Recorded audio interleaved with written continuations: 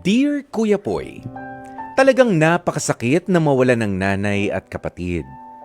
Pero may masihigit pa pala sa level ng sakit na ito matapos ang ginawa sa akin ng sarili ko pang asawa. Ako nga pala si Sabrina, 28 years old, kasalukuyang nakatira dito sa Maynila. Uunahan ko na kayo Kuya Poy, mabigat ang ibabahagi ko sa inyong storya. 2 years ago, I gave birth sa pamamagitan ng cesarean section sa unang anak namin ng asawa kong si Felix. Ito siguro ang unang beses na nakita ko ang reaksyon niya. Siguro kulang lang sa proper education ng asawa ko tungkol sa pagbubuntis at panganganak ng isang babae. Kumbaga, para bang na-culture shock si Felix sa akin, magmula sa paglilihi hanggang sa aking panganganak. Isa sa mga pinakamatinding natunghayan niya sa akin ay noong period na inilabas ko ang aming baby. Kuya Poy, kitang-kita ko na labis ang pamumutla ni Felix habang nanganganak ako. Sa totoo lang, nahirapan ako makarecover after I gave birth. Kaya naman sobra akong nahiya noong mga panahon na yon, Kuya Poy. Para bang isa akong butchered pig na inaalagaan ni Felix. Ramdam na ramdam ko yun mula sa paglaki ng aking mga braso hanggang sa paglaki rin ng aking mga hita. Sa tuwing humaharap nga ako sa salamin ay malakas na hagulgol na lamang ang namamayani sa loob ng aming bahay, habang si Felix naman ay abala sa kanyang trabaho. Pakiramdam ko nga napapangiwi na lang talaga ang asawa ko every time na nakikita niya ang aking kalagayan noon.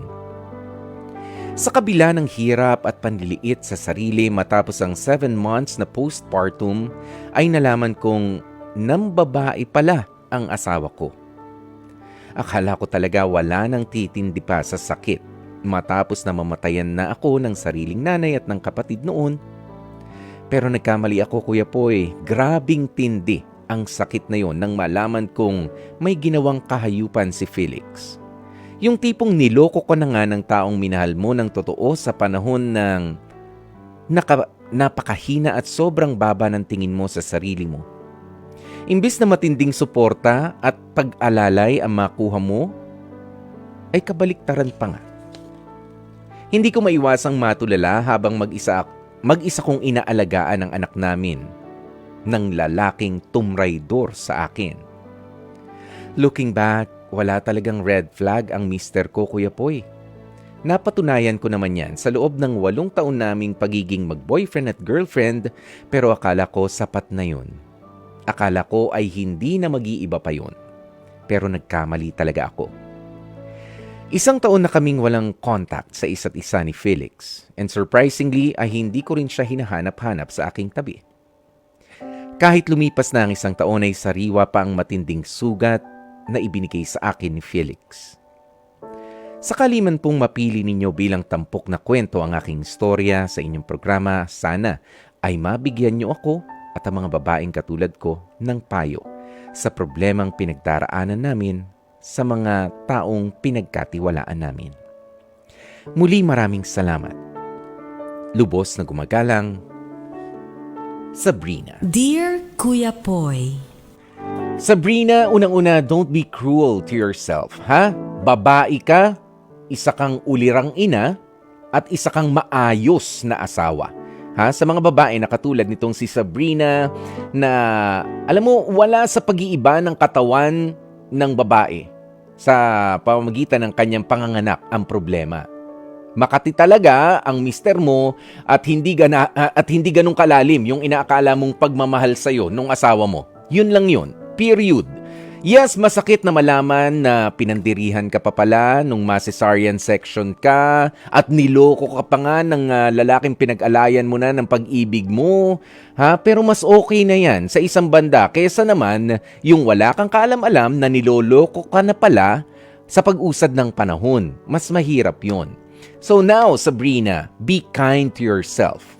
Ang mga sugat ng yung cesarean section na ginawa sa iyo at kahit pa nga normal delivery ang dun sa iba naman mga babae na nanganak, yan ay mga battle scars kung tawagin sa mga babae.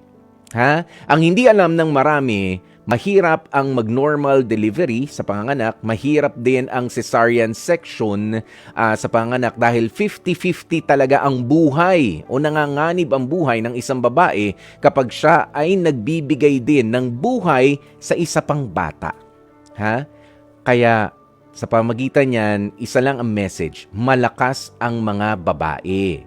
Ha? Mahina yung asawa mo, Sabrina. Okay? Yung asawa mo ang mahina, ikaw ang malakas sa inyong dalawa. Kaya simula ngayon, you must learn to appreciate yourself more. Kahit pa nga walang validation o walang approval ng asawa mo. Hindi mo kailangan ng validation mula sa ibang tao, sa kaibigan mo, sa kapamilya mo. No. Ha? Ikaw mismo. Alam mo na nakapagbigay buhay ka sa isa pang nilalang sa pamamagitan ng iyong anak. Ha? At kung sakaling niloko ka ng ibang tao na pinagkakatiwalaan mo, wala na tayong magagawa doon. Pero learn to appreciate yourself more dahil malakas ka, babae ka, at maayos ka at mabait na tao. Yun ang baunin mo at sabihin mo sa sarili mo, Sabrina. Hindi yung tinitignan mo ang mga hindi magaganda nakikita mong pag-iiba sa iyong pangangatawan. Pero 'di ba, sa loob ng katawan na 'yan, na sinabi mo nag-iba ay yung mas lumalakas na babae. Mas lumalakas ang loob na babae na kaya palang magbigay buhay at mag-ingat sa panibagong buhay na nanggaling sa kanya. Diyan na po natin tatapusin ang ating Dear Kuya Poy,